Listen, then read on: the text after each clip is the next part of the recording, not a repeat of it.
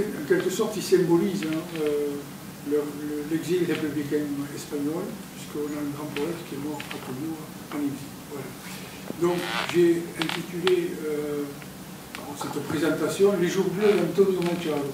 Et j'ai choisi une illustration, un tableau de, vous le voyez comme moi sur l'écran, Daniel Canillas, donc, qui donne une tonalité bleue au paysage de Collioure, que vous connaissez bien, évidemment, autant que moi. Et on verra à la fin pourquoi le livre s'appelle « Les jours bleus d'Antonio Machado ». Je ne le dis pas plus, on le verra à la fin. Bien, donc, Antonio Machado est né à Séville en 1875. J'ai illustré son portrait en quelque sorte par un tableau de Joaquín Sorolla, qui a été un peintre considérable en Espagne, à cheval entre le 19e et le 20e siècle, post-impressionnisme, et il a été remarqué par son traitement de la couleur blanche. Je suis sûr que vous avez tous vu les tableaux de Sorolla, en particulier le personnage sur la plage, avec des costumes ou des robes blanches. Voilà. Donc j'ai choisi cette illustration. Le grand poète Octavio Paz, poète mexicain, prix Nobel de littérature en 1990, qui dit « Les poètes n'ont pas de biographie, leur biographie c'est leur art ». C'est vrai, d'une certaine manière c'est vrai. Sauf que la biographie de Machado est très particulière et mérite d'être racontée.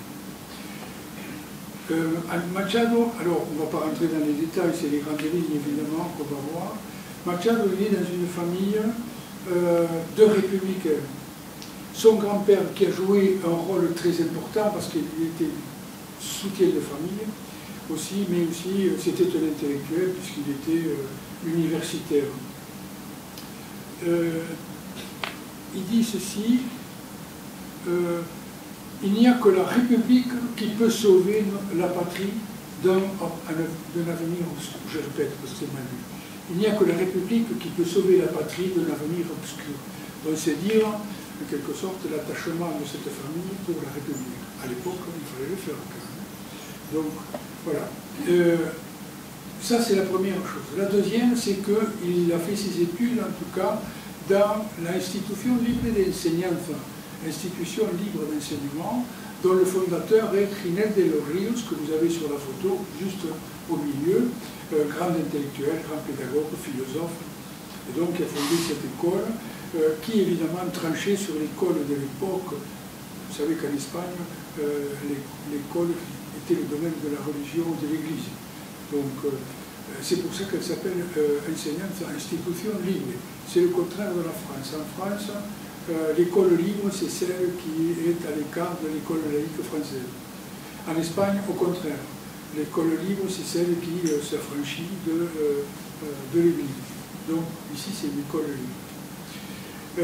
Voilà ce que dit, par exemple, Manuel Bartolomé Cossio, c'est le personnage qui se trouve à droite sur la photo.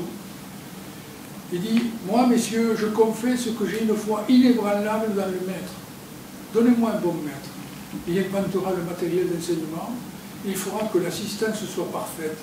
Mais en retour, donnez-lui la considération qu'il mérite. » Il faudrait souffler ce mot à Jean-Michel Blanquer, par exemple. Ce serait bien.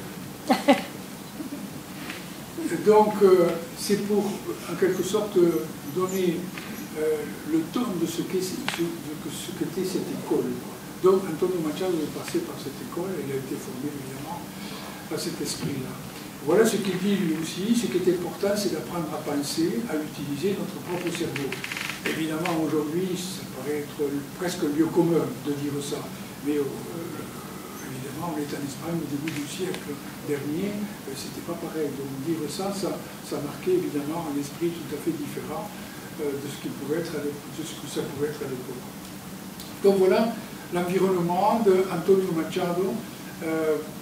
C'est le second fils, puisque l'aîné c'est Manuel, et ils travailleront ensemble pendant pas mal de temps.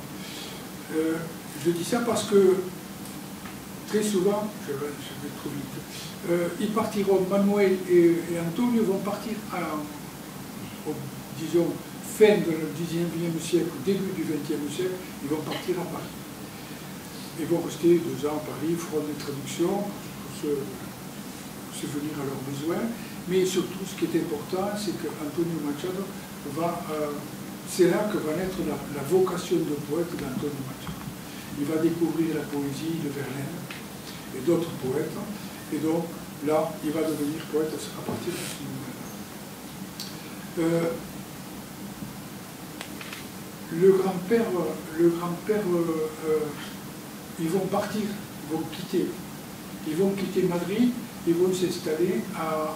Ils vont quitter Séville et ils vont s'installer à Madrid. Et le grand-père veillera à ce que le logement qu'ils ont choisi soit tout près de l'école, l'institution libre des enseignants. J'avais oublié de vous le dire. Donc on revient à Paris, dont les 2 frères sont à Paris. Antonio Machado donc, devient poète et il va passer des examens pour devenir professeur de français. Et le voilà, son premier poste, ça va être Soria. Alors Soria, c'est pas un poste extrêmement important, c'est tellement intéressant. Ici, c'est pas tellement. Ici, ça serait mieux un peu plus fort. Ça se passe, non? Ça serait mieux un peu. Oui, mais... Oui, Soria, son premier poste en tant que professeur d'espagnol, de français, ils ne sont pas très à l'aise. C'est une région qui est frappée par le dépeuplement. Mais il va y arriver quelque chose de très important pour Antonio Machado, c'est qu'il va tomber amoureux de la fille de ses hôtes.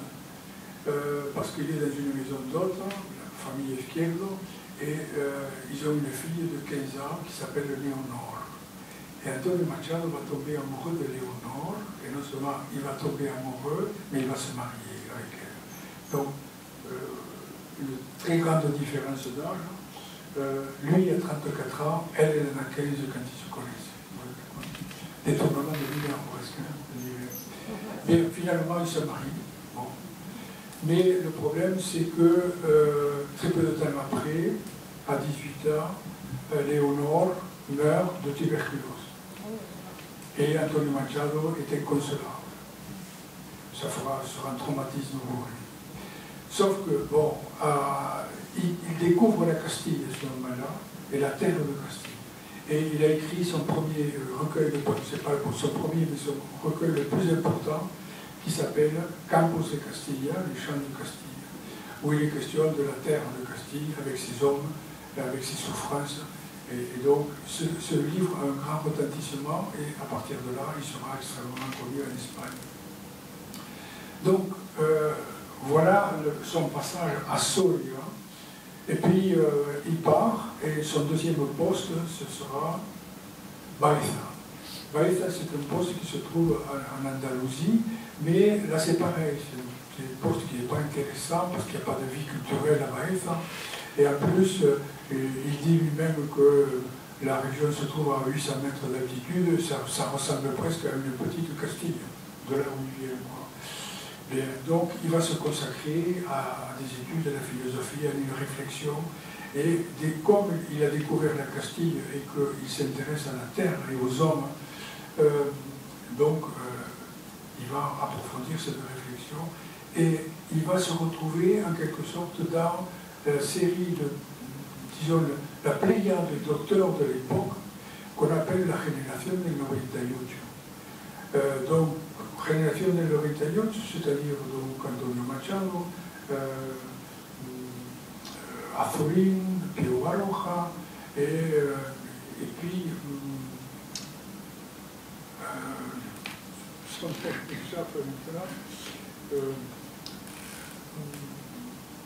Miguel de Unamuno, pourtant, Miguel de Unamuno, qui était le grand écrivain de la génération del 98. Alors, ce sont des écrivains donc, qui se retrouvent à peu près autour des années de 20 ans, un petit peu autour de 20 ans, en 98, plus ou moins de 20 ans. Mais pourquoi 98? Tout simplement parce que c'est la guerre de Cuba. Un mot sur la guerre de Cuba. Les Cubains se soulèvent contre l'Espagne pour une guerre, c'est une guerre d'indépendance contre l'Espagne. Puisque c'était une des dernières colonies de l'Espagne, hein, Cuba. Bien. Donc, voilà, c'est la guerre.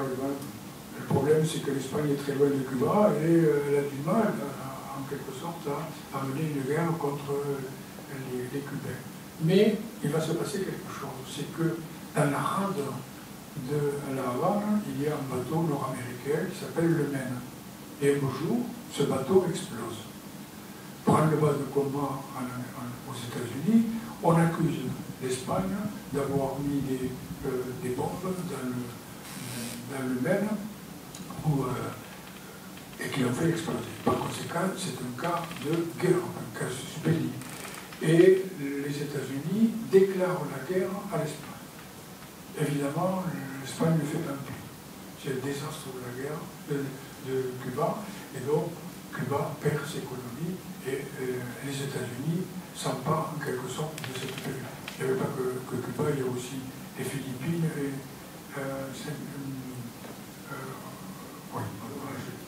voilà. Et donc, le problème, c'est qu'ils ont accusé l'Espagne d'avoir en quelque sorte fait exploser le Maine, alors qu'ils n'avaient aucune preuve pour ça.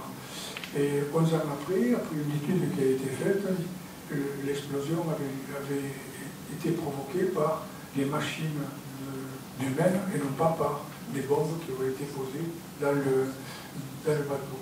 Voilà, donc, c'est pas nouveau pour eux. Voilà comment les choses se passent. Donc les États-Unis écrasent l'Espagne et Cuba. En plus, les États-Unis imposent l'amendement Platt qui permet aux États-Unis d'avoir un regard sur Cuba. C'est de là qu'on a Guantanamo, par exemple. Voilà, ça dépend ici. Bon, tout ça, c'était une parenthèse pour montrer ce qu'est la guerre de Cuba, le désastre de cette guerre et le traumatisme que ça a provoqué chez les intellectuels. Ils sont donc traumatisés par l'état dans lequel se trouve l'Espagne tout à coup, hein, qui se révèle à eux, quoi. Et donc tous ces intellectuels vont essayer, en quelque sorte, de travailler au renouveau de cette Espagne. Donc Antonio Machado, en travaillant sur la terre, sur la Castille et autres, va faire aussi ce travail et va appartenir à cette révélation de l'humanité. Pour illustrer l'état d'esprit de ces intellectuels après la guerre de Cuba, vous avez peut-être entendu dire ce mot de la part de Miguel de Unamuno, me duele Espagne. J'ai mal à l'Espagne. Vous l'avez peut-être entendu. Hein? Voilà, donc ça dit bien ce que ça veut dire pour tous ces intellectuels. Donc, voilà, en 2012, Antonio Machado a publié ce livre Campos de Castilla.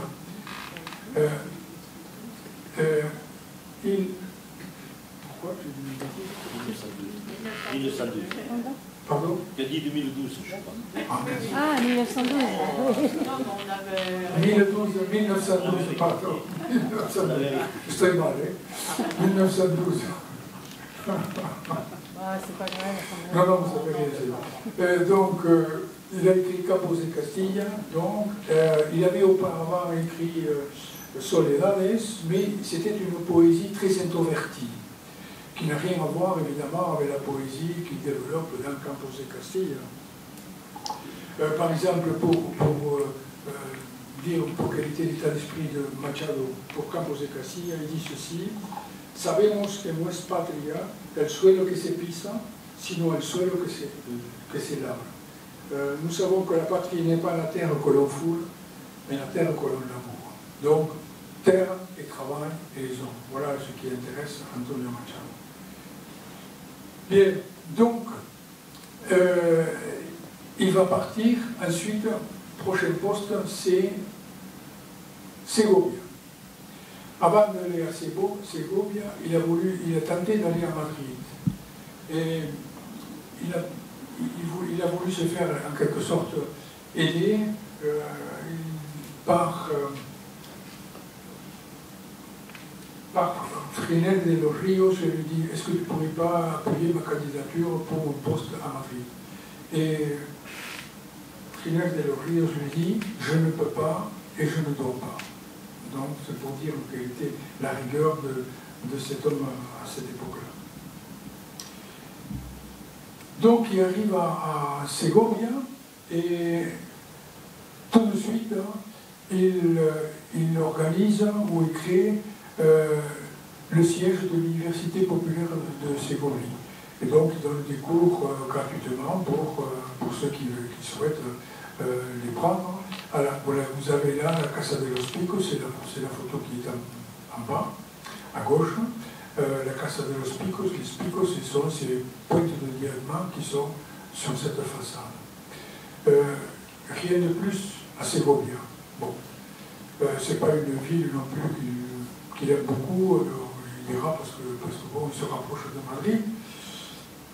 Mais un beau jour, il y a une dame qui vient le voir pour lui montrer une poésie qu'elle a écrite. Elle aimerait avoir la vie d'un grand poète comme Antonio Machado. Elle s'appelle Pilar de Valderrama. Il faut avoir une relation amoureuse pendant des années avec Pilar de Valderrama. Mais c'est une relation tout à fait platonique. Parce que Pilar, c'est une femme très prune, une famille aussi, disons, modérée, ou en tout cas avec des mœurs très progressionnaires. Et donc, il ne se passera rien entre Antonio Machado et Pilar. Et dans ses poèmes, elle va l'appeler Guiomar. Et pendant des années, tout le monde a cru, personne ne connaissait les relations entre Guiomar ou Pilar et Antonio Machado. Personne ne les connaissait. Et tout le monde croyait qu'en voyant Guiomar, c'était en quelque sorte un amour imaginaire, quoi, et poétique, simplement. Alors que c'était une réalité. Et il y a une femme, une investigatrice en quelque sorte, qui a découvert dans les années 50, début des années 50, que Guiomar avait une existence, qu'elle existait, mais elle délivre sa trouvaille, mais elle ne dit pas qui c'est. Donc on sait que Guiomar a existé, mais on ne connaît pas son nom. Et c'est quelques années plus tard, je crois que c'est vers les années 58, qu'une autre investigatrice a découvert qu'il s'agissait de Pilar de Valderrama, qui était Guiomar dans les poèmes d'Antonio Machado. Donc ils se sont rencontrés pendant 7 ans dans un café, mais secrètement, voilà, toujours de façon platonique. Il lui a envoyé 240 lettres. Sur ces 240 lettres, elle n'en a gardé qu'une quarantaine, pas plus. Les autres les a jetées. Pertes irréparables, bien sûr, parce que pour les chercheurs, c'était en quelque sorte un trésor, qui aurait pu évidemment faire reconnaître Machado un petit peu plus intimement. Voilà. Alors, j'anticipe un tout petit peu, on ne parlera plus de Guiomar, mais lorsque la guerre éclate, Antonio Machado va prendre position pour la République et la famille de Guiomar va partir au Portugal. Voilà, parce que, évidemment, elle était opposée, la famille était opposée à la République espagnole et voilà, au camp républicain. Donc, voilà son passage à Segovia, et puis éclate en tout cas, est prononcée la République espagnole le 14 avril 1931. Antonio Machado se trouve à Ségovie et il dresse le drapeau républicain sur le balcon de la mairie de Ségovie. C'est pour dire que c'était un homme engagé du côté républicain. Donc voilà. Et puis c'est cette même année qu'il part à Madrid et ce sera donc son poste là-bas. Il écrit avec son frère plusieurs pièces de théâtre. Et on le voit ici en haut à gauche, Machado, avec son frère, et puis une troupe qui était en train de répéter. À droite, vous avez Machado et son frère. Et il ne faut pas qu'écrire des pièces de théâtre, ils écrivent un petit peu partout, ils écrivent sur critique littéraire, des pièces. Et bon, voilà, ils écrivent. Voilà. Une des pièces qu'ils ont écrites tous les deux, c'est Lola, il y en a d'autres, mais j'en ai choisi une, c'est Lola se va a los puertos. Une des 7 pièces écrites par les frères Machado, voilà, qui auront beaucoup de succès, ces pièces. À droite, j'ai mis une photo qui est connue, très connue, c'est Antonio Machado dans un café qui s'appelle Salesas. Peut-être il s'est rencontré avec Guillaumard, mais bon, je l'ai pris là parce qu'il fréquentait souvent ce café. Donc, le voilà à Madrid, la République est proclamée, et puis arrive 1936, c'est-à-dire le coup d'État de Franco, les militaires à ce moment-là. Franco n'était pas encore le chef des forces armées, du camp franquiste. Donc, c'est le coup d'État, le 18 juillet 1936, en Espagne. Alors, voilà comment ça se passe. Vous avez ici la carte d'Espagne. Les garnisons espagnoles, donc, qui étaient tenues par des militaires factieux, parce que la plupart des militaires étaient contre la République. Je ne rentre pas dans les détails. Les seuls qui ont pu défendre la République, c'était le peu des militaires qui restaient favorables à la République, et puis surtout les travailleurs, d'une façon générale, surtout les syndicats qui étaient très puissants à l'époque, les paysans aussi, qui, les armes à la main, ont défendu la République, et le sort des armes a fait que dans certains endroits, ce sont les franquistes ou les militaires qui ont gagné, et qui ont pris donc le pouvoir local, et puis ailleurs, ce sont les républicains. Vous avez 2 zones, la zone noire, ce sont les franquistes ou les militaires, les zones blanches, c'est les républicains. Donc voilà quelle est la situation juste au premier jour de juillet 1936. Je passe très vite là-dessus. Le premier objectif des militaires, c'est Madrid, faire le siège de Madrid. Et avant la grande bataille de Madrid qui a eu lieu le 7 novembre 1936, les militaires bombardent la capitale. Et vous avez une image, j'ai choisi une comme ça pour voir, mais il y en a beaucoup d'autres évidemment. Ils bombardent Madrid et donc la population civile est victime des bombardements de Madrid. Le gouvernement de la République se replie à Valence et demande à tous les intellectuels, tous les hommes politiques et même à la population d'évacuer la capitale. Vous avez ici, par exemple, une image à gauche d'une campagne pour faire en sorte que la population évacue Madrid, une grande affiche. Évidemment, ne pouvaient évacuer Madrid que ceux qui le pouvaient, c'est-à-dire pas beaucoup de monde, évidemment, ceux qui en avaient les moyens. Alors, Antonio Machado est invité à quitter la capitale et va, si vous voulez, trouver domicile à la Casa de la Culture, la maison de la culture, dont il sera le président. Mais il ne restera pas très longtemps, puisqu'ensuite il va se réfugier à Rocafort, qui est une petite ville au nord-ouest de Valence, une très belle ville. Et là, il sera là avec sa mère, Ana Ruiz, son frère, José, et sa belle-sœur, Matea, et les 3 filles de son frère, José.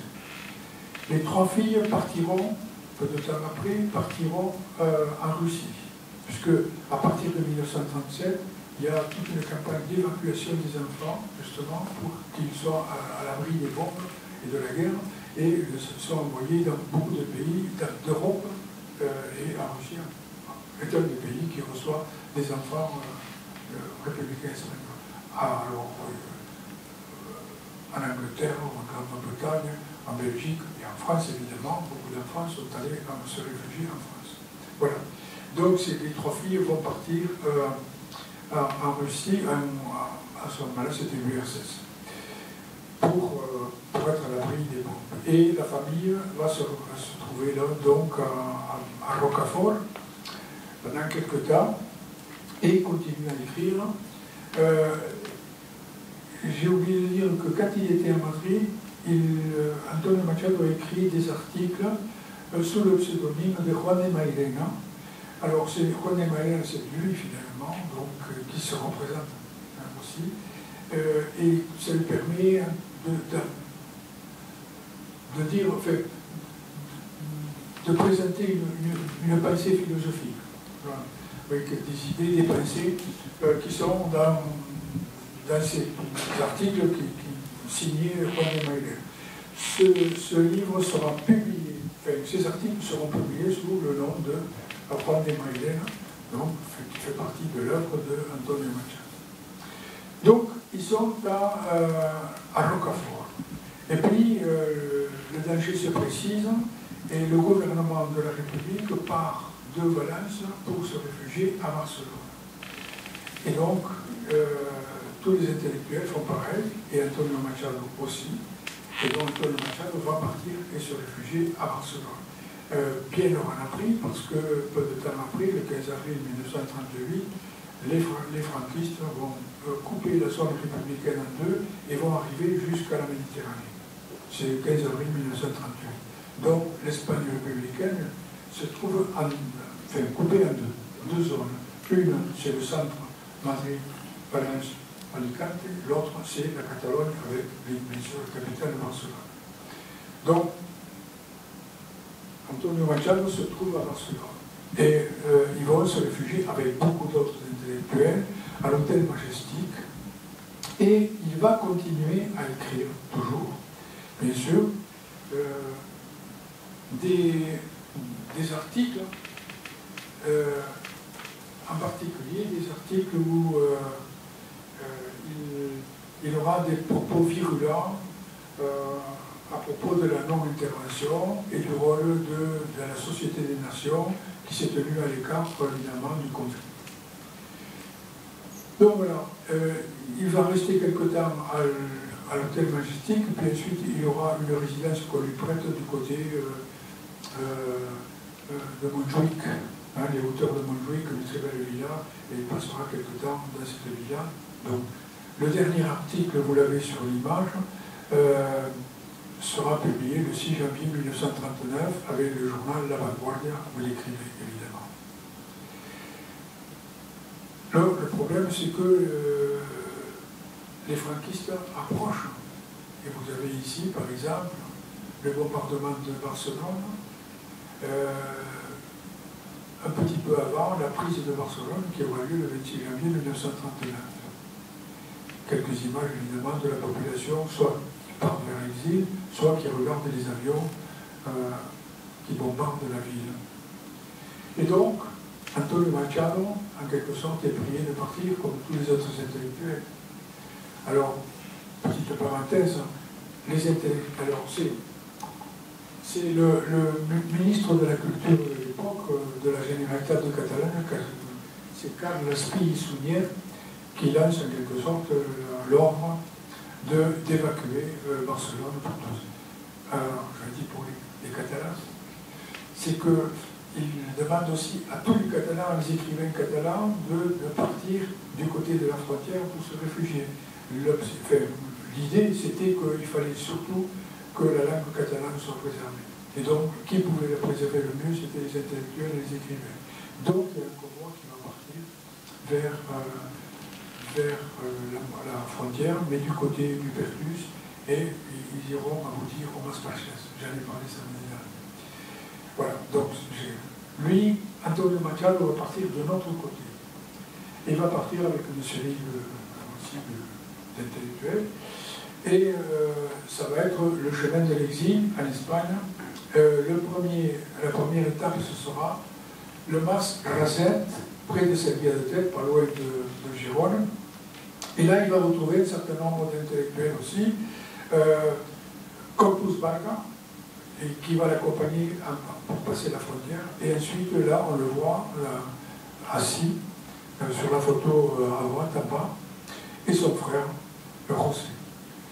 Donc, ce sont les quatre qui vont partir. C'est, encore je le rappelle, Antonio Machado, sa mère, son frère José et sa belle-sœur Matteo.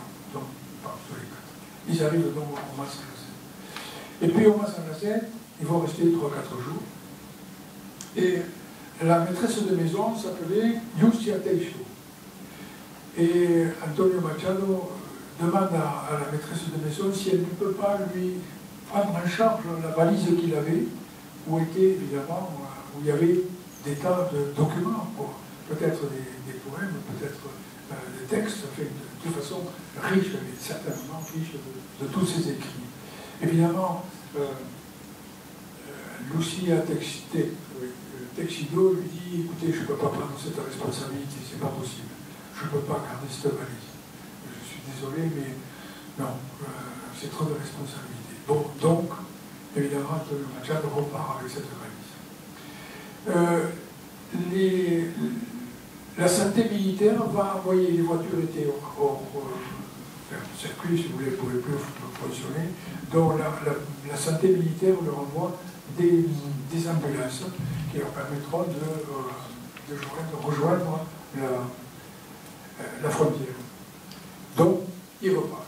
Ils repartent, ils font une halte au Mas Fachat, pas loin de Figueras, par là, et ce sera la dernière étape. Mas Fachat se trouvait l'état-major des brigades internationales. Voilà. Donc tous ces masses étaient déjà repérés, et étaient déjà occupés soit par les militaires ou par d'autres. Et donc, à partir du Mas Fachat, ils vont partir en ambulance, avec cette fois Corpus Barga qui rejoint donc la famille Machado.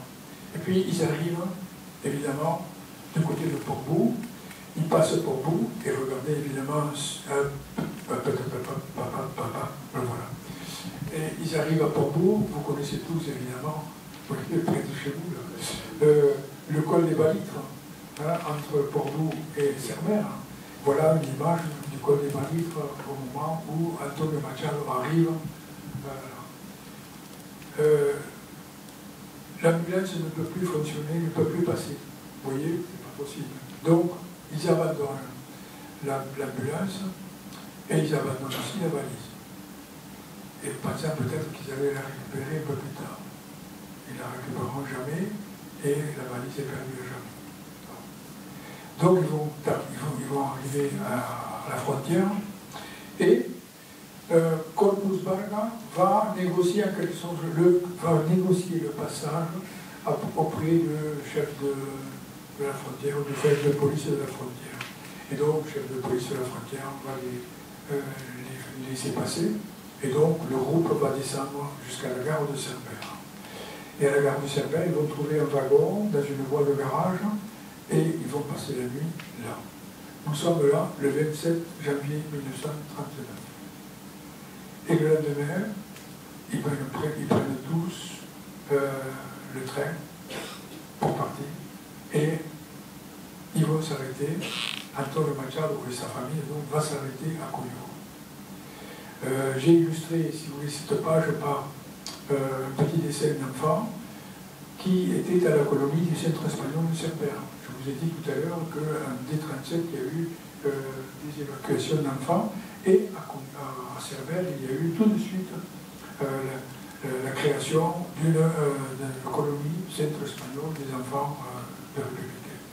Voilà, un dessin qui montre donc une locomotive qui fuit les bombardements de Portbou. Parce qu'évidemment, sur le chemin, il y a eu des bombardements partout. La gare de Coyuro.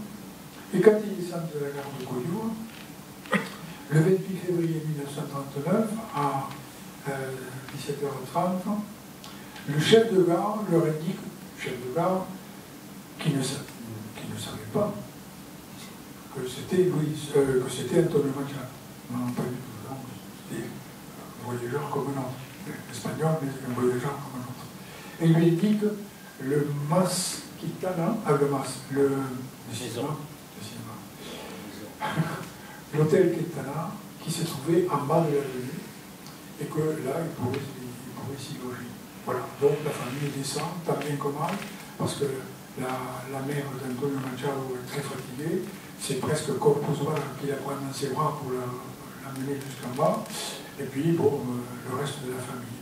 Et cette famille va s'arrêter chez Juliette Figueras. Je vais vous la montrer. Mais d'abord, un petit regard sur Collioure. Évidemment, il m'a semblé qu'il était important de rappeler que Collioure, c'était la ville des peintres, de la couleur. On se pose toujours la question, que pourrait penser Antonio Machado? Est-ce que pour lui, c'était la ville des couleurs? Non, certainement pas, il avait la tête ailleurs, quoi. En fait, c'était bien de rappeler que c'était la ville des peintres.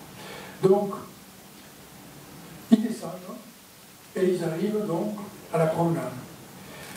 Et puis, la mercerie de Juliette Figueras se trouve, vous voyez sur la photo en haut de la promenade, c'est la boutique qui se trouve à gauche. C'est simple. Je crois qu'aujourd'hui, elle est occupée par le caveau qui vend du lait. La boutique qui vend du lait à Collioure. Vous voyez? En face de l'hôtel Quintana. Voilà, exactement. Des sardines, non? Plutôt, comment, des sardines. C'était la maison de la presse avant. Moi, vous savez que c'était, c'est eux qui m'ont dit, que c'était celle qui vend du lait. Non, c'est pas ça? Des œuvres de Patrice Naturel qui a composé une série de tableaux en hommage à Antonio Machado. Il n'avait rien à voir avec Antonio Machado, mais bon, il a été saisi par sa poésie. Celui-ci est très connu, c'est Caminante son tus huellas el camino y nada más. Caminante no hay camino, se hace el camino al andar. Voyageur, le chemin sont les traces de tes pas. C'est tout. Voyageur, il n'y a pas de chemin. Le chemin se fait en marchant. Ouais, ça se fait connu de tous, bien sûr. Et puis on finira peut-être par... Ah non, pas tout à fait finir. Vous allez voir pourquoi. C'est le crime fut terminable. Vous savez que Federico García Lorca fut exécuté par les franquistes en août 1936. Donc symboliquement, c'est presque, oui, je veux dire, c'est presque symbolique, parce que le premier mot intellectuel et poète, c'était Federico García Lorca. Le dernier, c'est Antonio Machado à Collioure. Et ça dit à peu près la guerre d'Espagne, ce qu'elle a été, et contre qui se battaient les républicains espagnols.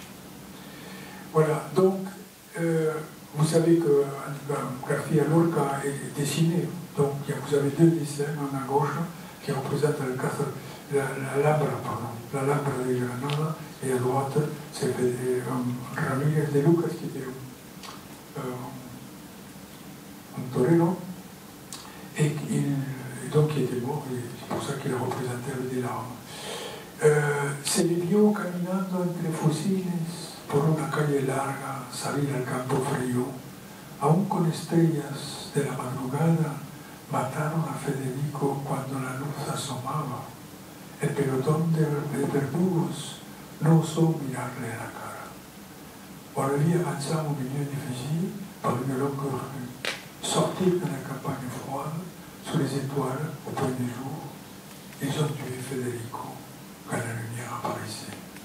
Le peloton de ces bourreaux n'osa le regarder en face. Alors cette fois, oui, pour finir, c'est notre des vers aussi qui sont très connus, c'est Españolito que vienes al mundo, te guarde Dios, una de las dos Españas adelante del corazón. Petit espagnol qui viens au monde, que Dieu te garde, l'une des deux Espagnes te glacera le cœur. Bon, là, j'ai illustré par un détail que vous connaissez, bien sûr, c'est un détail du Guernica de Picasso.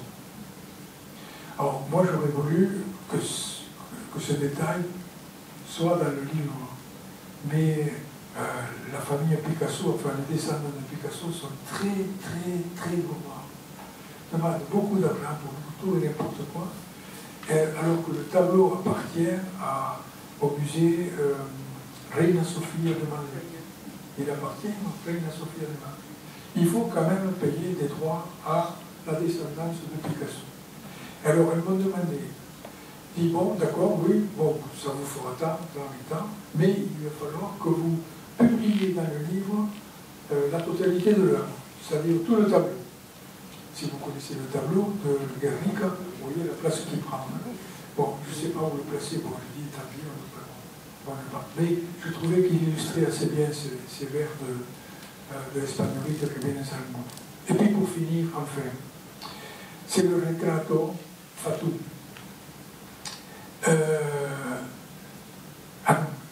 D'abord, retrato, je vais y arriver. Y cuando llegue el día del último viaje, y esté al partir la nave que nunca ha de tornar, me encontraréis a bordo, ligero de equipaje, casi desnudo, como los hijos de la mar. Et quand viendra le jour du dernier voyage, quand partira la nef que jamais ne revient, vous me verrez à bord, et mon maigre bagage quasiment nu, comme les enfants de la mer. Et puis, Fatou, c'est Francia ya clareado y aquel cartel Coyuro, nombre jamás oído, no sabe que allí está desde siempre, esperándole su muerte.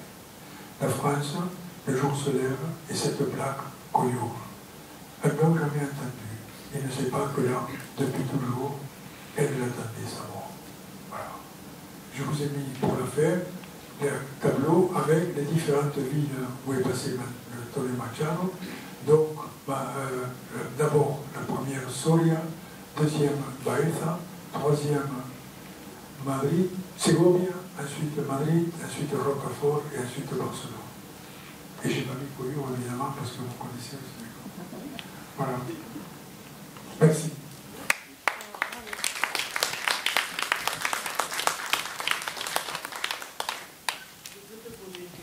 Mais bien sûr.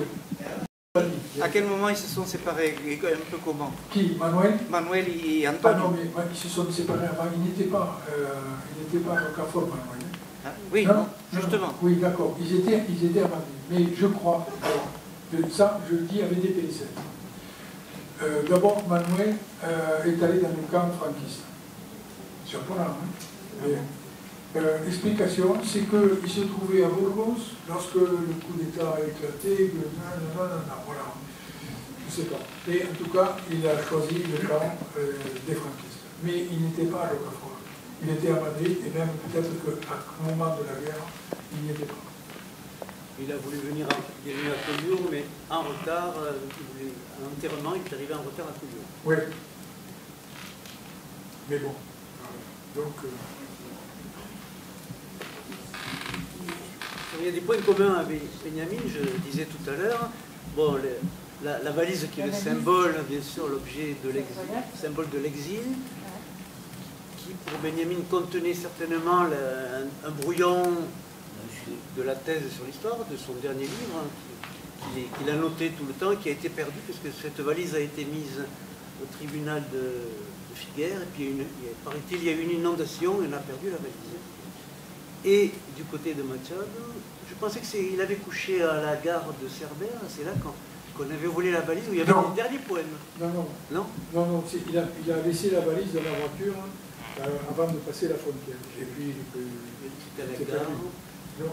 Et puis il y a la niche, bon, la niche aussi.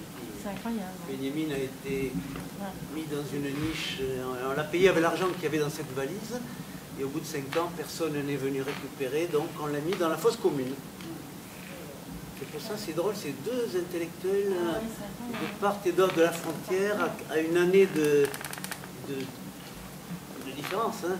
Donc Machado, qui était proche des communistes, qui était républicain, mais proche des communistes, puisqu'à la fin de sa vie, il a écrit une ode au colonel Lister. Oui, bien sûr, mais attends, il dit...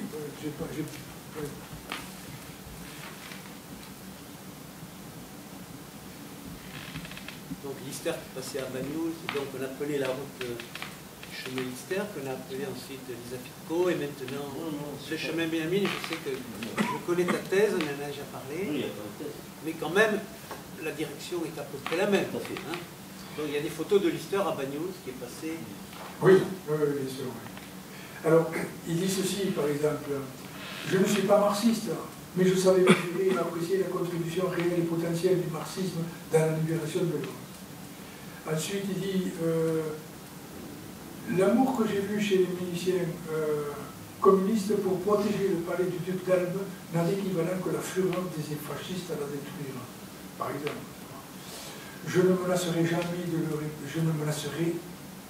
le répéter, mon idéologie s'est toujours limitée à accepter comme seul légitime le gouvernement qui représente la volonté librement exprimée du peuple.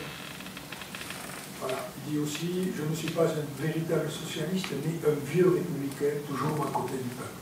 Voilà, donc c'est sa position. Il n'a jamais adhéré comme Benjamin, qui était marxiste, a hésité. Il a voulu adhérer au Parti communiste très souvent, mais il a été déçu par l'échec de la République de Weimar déjà, Oui. après le Front populaire en 1936, et surtout, il est allé à Moscou. Bon, le journal de Moscou montre que déjà il sent la bureaucratie qui s'installe, et puis il y a le pacte germano-soviétique. Ça, c'est le plus important. Avant de mourir, il a cette déception du pacte germano-soviétique. D'accord.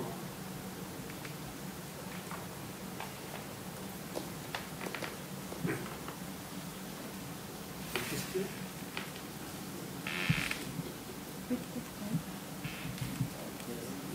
Une anecdote émouvante concernant la tombe d'Antonio Machado.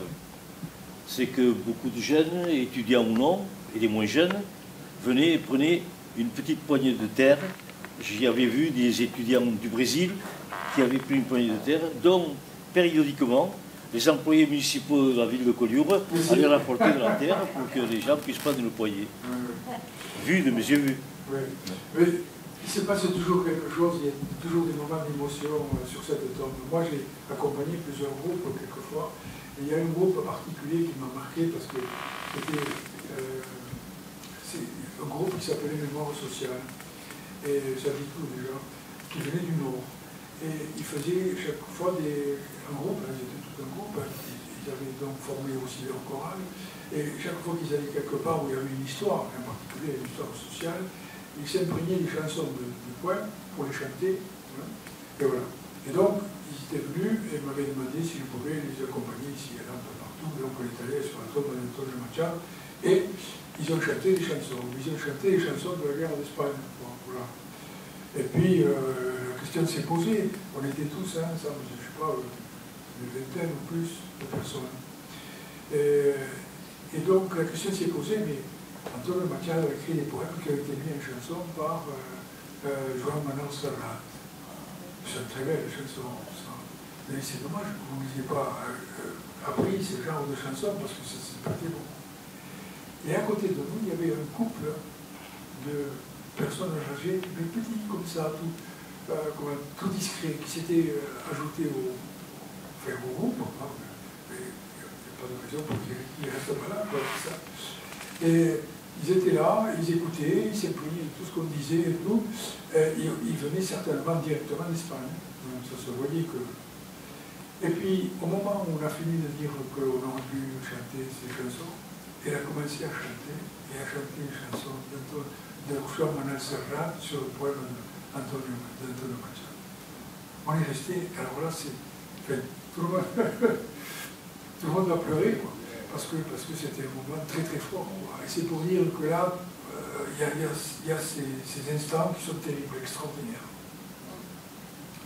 Ouais.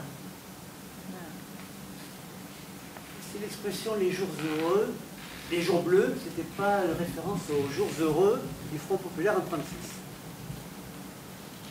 Un hommage de Machado au Front populaire français. Je ne suis pas sûr. Mais je ne sais pas. Le soleil de l'enfance, c'est qu'il se trouve à Collioure, parce qu'il a écrit ce mot à Collioure, et en passant, il adore faire un petit peu le bilan de sa vie, et le souvenir de son enfance, etc. Bon et tout. Et les jours bleus, peut-être les jours heureux, j'en sais rien, quoi. Ou le bleu, ça peut être aussi le bleu du crépuscule, quoi, je ne sais pas. Et dans le beau temps. Pardon? Le beau temps. Peut-être aussi, oui. Le ciel bleu. Oui, oui. Mais enfin, moi je... Après. Ouais, c'est sûr. Il avait caché ce vers dans son manteau. C'est Il étrange. l'avait dans la poche. Il l'avait dans la poche. Il l'avait dans la poche et le frère l'a trouvé. Donc, et puis, maintenant, le verre est très connu. Alors, dans le livre, justement, il y a une édition de poèmes, une édition de livre de poèmes qui a été donc édité en Espagne. Et l'éditeur a demandé à tous les poètes s'ils voulaient écrire un poème sur l'idée de estos días azules y este sol de la infancia. Et donc, il y a une myriade de poètes qui ont écrit et donc qui sont recueillis dans un recueil qui a été publié. Et alors, on a demandé la permission de publier 2 poèmes donc, qui ont été publiés à ce moment-là et ils sont reproduits dans le... Donc, c'est pour dire que les jours bleus, maintenant, c'est connu partout. Ce qui est étonnant, c'est le poème biblique qui s'en ira nu comme les fils de la mer. On a l'impression que ça a été écrit au moment de partir, ça. Absolument. Et c'était... Et ça, ce sont des vers, évidemment, extrêmement populaires. On connaît de tous. Il y a très peu de livres en France de Machado. Ces poèmes, c'est dans Poésie Gallimard. Et puis, tu as parlé de la philosophie, c'est chez Gallimard que c'est épuisé aussi. Hein. Oui, oui. Donc, on n'a pas tellement lu que ça. Alors, oui. Alors, l'idée a été lancée, je ne sais pas par qui ni comment, mais peut-être qu'il pourrait y avoir Machado la Pléiade. Il y en a eu un. La première édition, il y avait une erreur. On disait qu'il arrive à la frontière, qu'il est interné à Argelès. Dans la préface, il y avait ça. C'est une grosse erreur. Hein. Alors, je ne sais pas. Peut-être que ça verra le jour. Alors, la fondation, donc, sous Michel Molly, qui était l'ancien maire de Collioure, il était question de mettre la fondation à l'auberge. Ça ne s'est pas fait. Après... Quelle auberge? C'est Quintana. Quintana. Ah, c'est pas une auberge. C'est l'hôtel. Alors, peut-être un mot. Hôtel Quintana. Voilà. Alors, d'auberge. Il faut... Non, mais non, c'est l'hôtel. Hôtel. On le connaît que comme hôtel Quintana, c'est ça. Pugno Quintana, exactement. Alors, un mot sur cet hôtel. C'est que pendant très longtemps, la mairie a essayé d'acheter cet hôtel, évidemment, parce que c'est Machado, bien sûr. Et le propriétaire de l'hôtel a demandé tellement que finalement... 800 000 euros, j'ai vu chez Pine. Alors, attends, je finis là. Donc, la municipalité n'a pas voulu acheter cet hôtel. Et puis finalement, il y a quelque temps, c'était un petit peu avant la pandémie, il y a des promoteurs qui sont venus nous voir à la Fondation Antonio Machado pour nous dire nous avons acheté l'hôtel Antonio Machado. Enfin, Quintana. J'ai du mal avec les noms. L'hôtel Quintana. Et on vient vous voir parce qu'évidemment, on a découvert, en tout cas, l'histoire d'Antonio Machado et que l'hôtel est lié à la vie d'Antonio Machado. Bien sûr, oui, c'était sympa de leur part. Alors, bon. Je passe sur tout ce qui s'est passé après, mais il semble, pour ne pas dire c'est presque sûr, qu'il va y avoir un musée Antonio Machado au rez-de-chaussée de l'hôtel Quintana. Que le promoteur va faire des studios à l'amont pour le tourisme, évidemment pour la location, il est là pour faire des affaires. Mais en quelque sorte, la mairie va louer le rez-de-chaussée pour en faire ce musée qui sera en quelque sorte dirigé par la directrice, la conservatrice du musée d'art de Collioure. C'est elle qui va s'occuper du musée. Voilà quelle est la perspective. Donc, c'est pas si mal. Voilà. Et là, bon, moi j'aurais préféré qu'il soit municipal. Mais, Réhabilite un peu les promoteurs. Ah oui, c'est vrai. Non, tout à fait d'accord. J'espère en tout cas qu'on aura la possibilité de donner un avis sur comment on va se faire. Ça, c'est pas très glorieux pour la municipalité de Collioure, parce que vous avez un droit de préemption. Toujours. C'était 800 000 euros. Mais ça C'est fait le très conseil longtemps. général qui devait l'acheter. Très longtemps que ça dure ça. Hein, Le conseil Très général. longtemps. Ils n'ont pas eu. Non, non, moi je pense que... 800 000, c'était cher. Ils cherchaient des crédits européens, je ne comprends pas pourquoi ils n'ont pas eu depuis le temps. Le Conseil général aurait pu faire un geste. Et la région aussi. L'Europe, Mais bon, Michel Molin demandait l'Europe. la commune ne pouvait pas acheter à 800 000 euros. Ah ben ça c'est sûr. Alors pour l'instant, la fondation est à la médiathèque. Hein. Ah, oui, mais elle ne sera pas là-bas. Hein. Elle ne sera pas là-bas, non? Ah non, non, non, ça n'a rien à voir, parce que ce sera le musée. Bon, mais la fondation est à la médiathèque, oui. C'est un étage de la médiathèque. Qui c'est qui a lancé la, tu l'as dit, la, pour la tombe? Ah, c'est à Paris, c'est le... Ah oui, Non, C'est celui qui a mis- la souscription. La souscription, c'est José María Corredor, le secrétaire de Pau Casals. Mais Pas au Casals. Oui, c'est Son secrétaire. c'est son secrétaire. son secrétaire. il y a eu Camus, Malraux, et beaucoup d'écrivains Oui, mais- qui ont financé cette œuvre. Oui, oui, oui, oui, bien sûr. Quoi? Oui. C'est ça qu'il fallait faire. Oui, oui, absolument. Oui, absolument. Et donc, la ville a donné la concession. Ben, Ouais. le maire.